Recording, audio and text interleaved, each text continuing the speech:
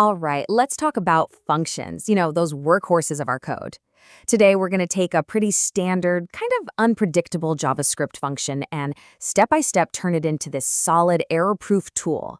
And our magic ingredient? You guessed it, TypeScript. So, here's the game plan. First, we'll see where JavaScript can trip us up. Then we'll lock down our functions' inputs and outputs. After that, we'll get into a really cool feature, treating functions like variables. And we'll wrap up with a super useful advanced trick called function overloads. Let's get started. Okay, first things first, why even bother with TypeScript, right? Let's kick things off by looking at a totally normal JavaScript function and see how it can, well, get us into a bit of trouble. All right, so check this out. We've got this super simple hello function. All it does is take a name and prints a greeting. I mean, it looks totally harmless, doesn't it? But what do you think could possibly go wrong here? Well, here's the thing with plain old JavaScript. That name parameter, it doesn't have a type. It's just name. That means we can throw literally anything at it. A string, an object, or like you see here, a number. And the tricky part is, it won't crash right away. Nope, it just leads to some really weird, unexpected behavior when you actually run the code. And this is where the magic happens. Look at the difference. JavaScript just goes ahead and gives you this kind of nonsensical output. Hello, 1, 2, 3. It doesn't complain, it just does it. But TypeScript? Whoa, it catches the problem before the code even runs. It's like having a guard at the door stopping that bug from ever getting out into the wild. That, right there, is the power of TypeScript. Okay, so now that we've seen why this is so important, let's dig into the how. We're going to look at the 4 main ways TypeScript lets us take full control over what goes into our functions. Yeah, so we're basically going to build a set of roles for our function using these 4 types of parameters. Each one is designed to handle a really common situation you'll run into all the time. So let's start with the default, required parameters. This is TypeScript's bread and butter. The moment you write name string, you're making a deal. It's a contract. It says, every single time you call me, you have to give me a string. No ifs, ands, or buts. It's non-negotiable. But life isn't always that simple. What if you don't always have that piece of information? That's where optional parameters come in. You just pop a little question mark after the name, and you're basically telling TypeScript, hey, just so you know, this value might be missing, and that's totally cool. It's perfect for things like a middle name or maybe a nickname. And this name example is just perfect, right? You've got Imran al-Maroof, which are probably required, but that Sikandar part, maybe that's optional. It's a great way to think about it. It just gives our functions that extra bit of flexibility to handle real-world data. Okay, so we can make things optional, but what if we want to fall back? That's where default parameters are awesome. You can say, look, if nobody gives me a value for this, don't just leave it empty. Use this default value instead. So instead of being undefined, it could be Sikandar or, guest if a user doesn't provide a name. Now, what about when you have no idea how many arguments you're going to get? Someone might have one nickname or they might have a whole list of them. How do you handle that? Easy. REST parameters.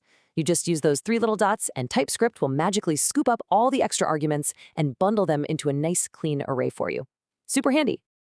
Okay, so we've basically put a bouncer at the front door of our function, checking all the inputs. That's great.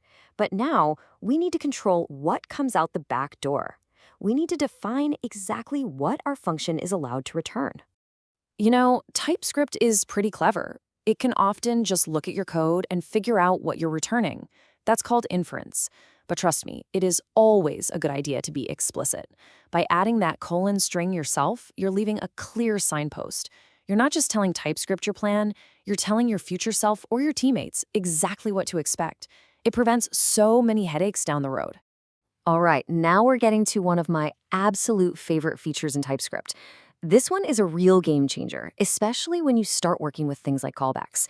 We're talking about creating a type for a variable that's supposed to hold a function. It's super powerful.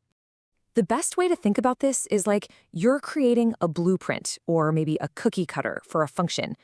You're not actually making the function yet. You're just defining its shape. You're saying any function that wants to live inside this variable has to look exactly like this. And the syntax for this is actually really intuitive. It looks just like an arrow function, and that's on purpose. To the left of the little arrow, you list out the parameter types, the inputs. To the right of the arrow, you put the return type, the output. It's another one of those clear, simple contracts that makes your code so much safer. And this is the beautiful payoff. Because let's be real, you're going to pass the wrong function at some point. And when you do, TypeScript doesn't just throw up its hands and give you a cryptic error. No way. It gives you this amazing step-by-step breakdown. It shows you exactly what it expected and exactly what you gave it and points out the mismatch. It's honestly like having a friendly tutor built right into your code editor. All right, to finish things off, let's dive into a slightly more advanced topic. But it's a really useful one for those times when you need one function to do a few different things depending on what you give it. We're talking about making a single function that's smart and flexible. This is called function overloading. And what it means is you can define multiple signatures or, multiple ways to call the same function. The classic example is a function that creates a date. You might want to call it with a single timestamp, or you might want to call it with a year, a month, and a day. Overloads let you do both with the same function name. And it sounds complicated, but the process is actually super simple. It's a 3-step dance. First, you declare all the possible signatures. Think of it like writing out a menu of all the ways you can call the function. Second, you write one single function body that can handle everything. And third, inside that function, you just use some if statements to check which menu item was ordered and run the right piece of code. That's it. So when you boil it all down, what's the big takeaway? It's that all these TypeScript features, they're not just busy work. They're basically superpowers for your code. You're making it safer, way clearer, and so much more predictable. And in the long run, that makes it a heck of a lot easier for you and your whole team to work with. So there you have it. We've literally gone from the wild west of untyped JavaScript chaos to the calm, predictable clarity of a solid TypeScript contract. Now that you've got these tools, you're not just writing code anymore. You're engineering applications you can actually rely on. So the only real question left is, what are you going to go build now?